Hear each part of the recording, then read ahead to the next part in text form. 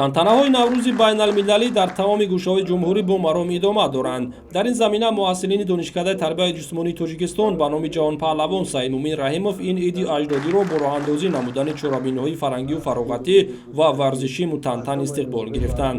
қабл аз оғози бозиҳо роҳбарияти донишкада Шодӣ Сафаров суханронӣ намуда дар бораи ҳифзи асолати ин ҷашни аҷдодӣ дар даврони соҳибистиқлолии кишвар ва саҳми асосгузори сулҳу ваҳдати миллӣ пешвои миллат президенти ҷумҳурии Тоҷикистон муҳтарам Эмомалӣ Раҳмон дар самти мартабаи байналмилалии касб кардани он фикру мулозаҳои худро баён дошт.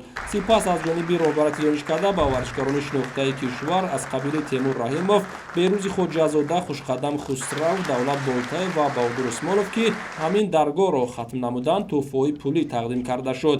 Дар ин радиф ба собиқадорони соҳаи варзиш ва устодони ин даргоҳи таълимӣ низ ифтихорномаҳо супорида шуд. Хеле ки ба ҳамагон маълум аст, дар як ҷашни бузург дар иди наврӯзи байналмилалӣ мо қарор дорем. Дар фасли баҳор табиат бедор мешавад ва дар дохили кишвар мусобиқаи бонуфуз сеюмин мусобиқаи байналмилалӣ барои дарёфти ҷоми наврӯзӣ баргузор мегардад ки зиёда аз 20 давлат моро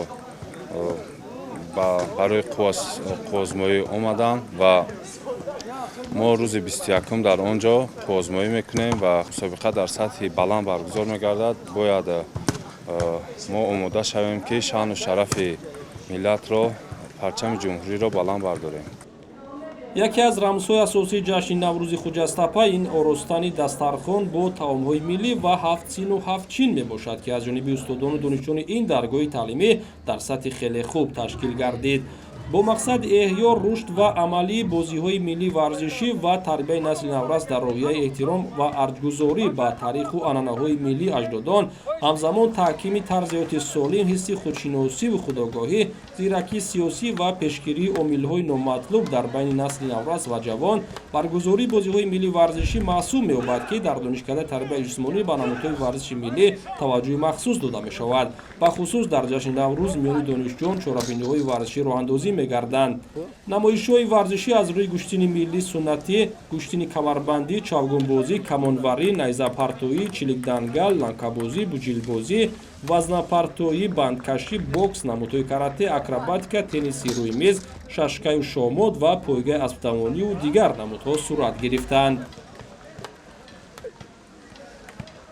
бузургони тамоми на як форзабонон, на як тоҷикистон, тамоми мардуми дунё барои пурфарҳанг ба қувват будани фарҳанги миллати тоҷик сари таъзим фуруд оварданд. Барое ки барои ин фарҳанга ҷаҳонӣ кардан, фарзандони бонангу номуси ин миллат заҳматҳо кашида хондаҳа ба ин мартабаи инсонӣ расиданд.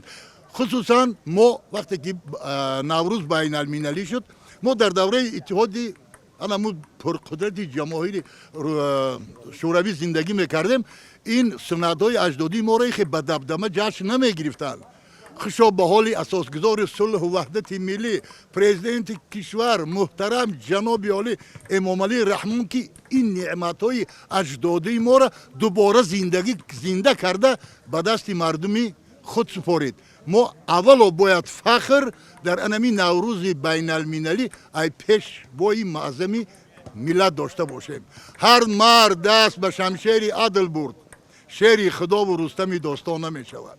дунё пур аз мамолик асту шоҳ асту раҳбар аст. ҳар як ҷаноб Эмомалӣ Раҳмон намешавад. як ҷавон ташаккур. чорабинии асосии ин маъракаи наврӯзӣ баргузории мусобиқаи гӯштини миллӣ миёни донишҷӯён ба шумор мерафт, ки рақобатҳо дар ин замина дар толори гӯштингирии донишкада ҷолибу дидани сурат гирифтанд.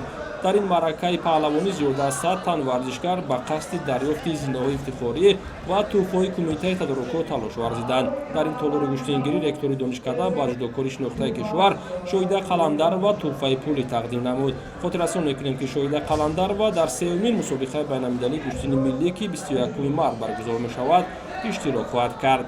рақобати паҳлавонони донишкадаи тарбияи ҷисмонӣ ҷолиб сурат гирифта, ғолибон аз ҷониби роҳбарияти донишкада қадрдонӣ карда шуданд. I am Waris Nazir and she is my wife Sara. We are from Pakistan ما از پاکستان هستیم. من در دانشکده تربیت جسمانی تاجیکستان تحصیل میکنم. امروز در اینجا تنتنه‌های جشن نوروز است و ما خود را خیلی خوشحال احساس میکنیم. در حقیقت جشن نوروز یکی از عیدهای قدیمی محسوب می شود و در کشور ما هم جشن گرفته می شود.